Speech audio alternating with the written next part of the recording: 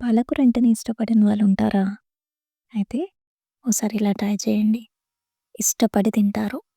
చాలా simple and ఈజీగా ready అయిపోయే రెసిపీ. రైస్ ఆర్ చపాతీ ఏ కాంబినేషన్‌లో అయినా చాలా బావుంటది. దీని హెల్త్ బెనిఫిట్స్ అంత ఇంత కాదండి.